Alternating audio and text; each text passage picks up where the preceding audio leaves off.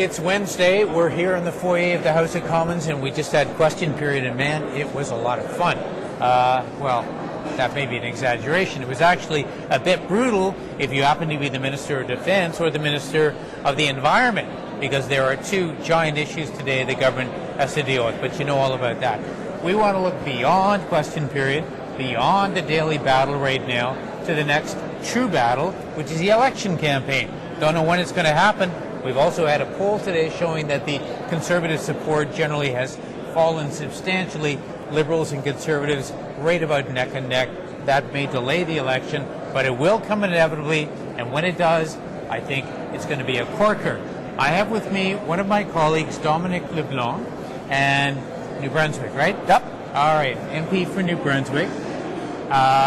Son of the Governor General, Romeo. That's right. An important guy on the Liberal team because he is one of the few guys mandated with coming up with the platform for the next campaign.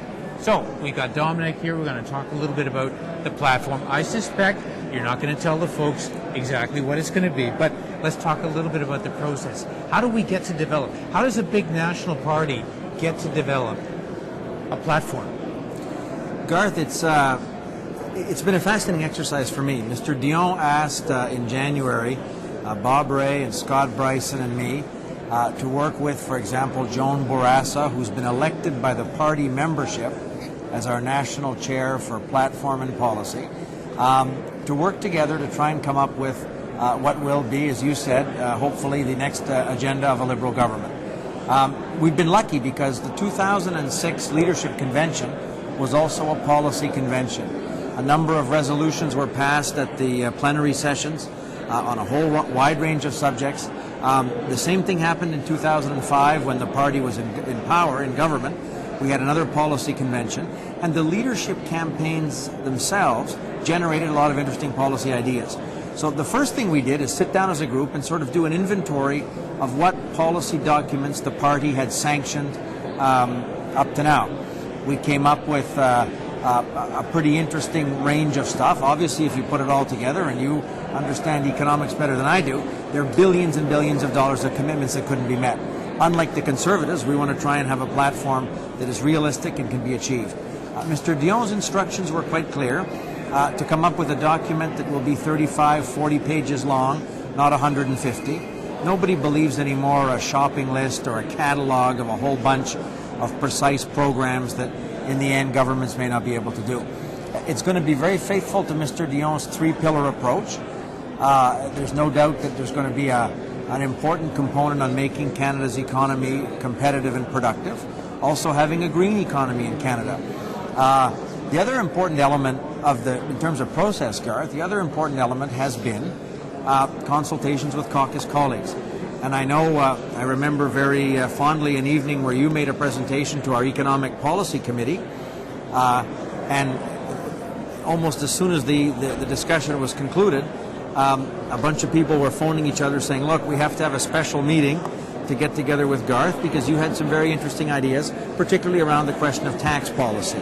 That's of course because I'm in the process of taking the party over and bringing in conservative ideas, right? Well, careful, Garth. Hey. You can have progressive conservative ideas that can be very comfortable in a Liberal government in terms of economic policy.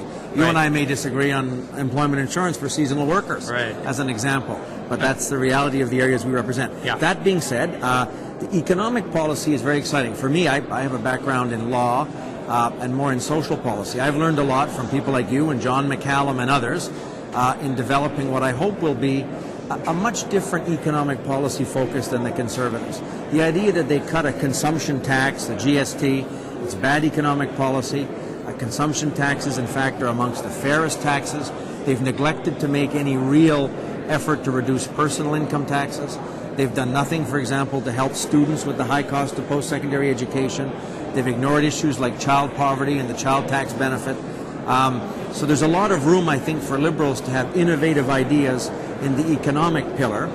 Obviously, the environmental policy is something that Mr. Dion himself knows a great deal about.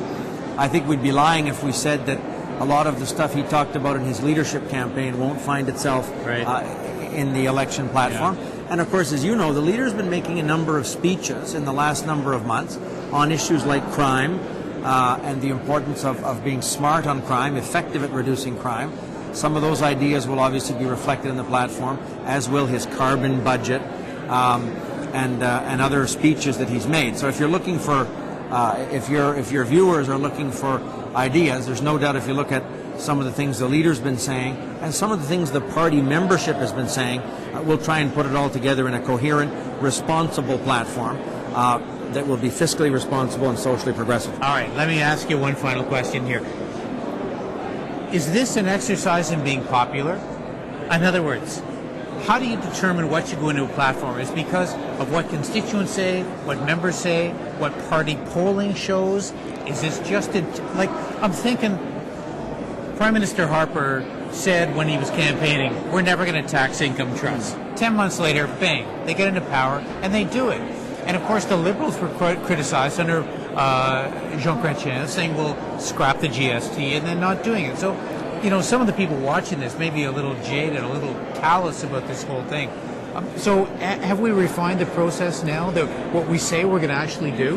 Yeah, I hope so, Garth, because you've highlighted two of the most glaring examples in recent political history where I think Canadians felt misled, and not for invalid reasons. I think if we're honest with ourselves, those were not particularly happy periods. There's the famous example when my father was in the House of Commons of Mr. Trudeau and wage and price controls. Right, of course. People who are older than I am will remember that. Yeah. So these have been rather glaring, I think, insults to some people who really hoped that the government would be able to, in fact, achieve everything it wanted to. I don't think these mistakes were necessarily ones of bad faith, in the sense that I don't think you set out to be deliberately misleading in a platform. What we've decided to do is learn from those mistakes and come up with a platform and a series of ideas that are responsible and that are doable.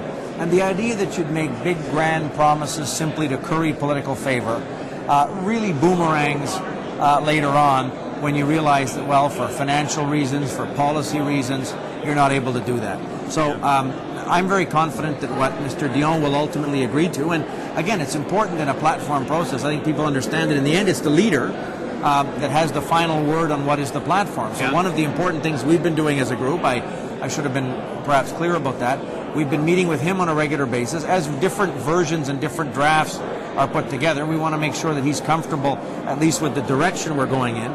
But in the end, and we haven't really finalized this process internally, Garth, in the end we have to have a meeting with experts that can cost out all of these good ideas. Once we get a policy consistency that we're happy with, somebody's got to crunch the numbers.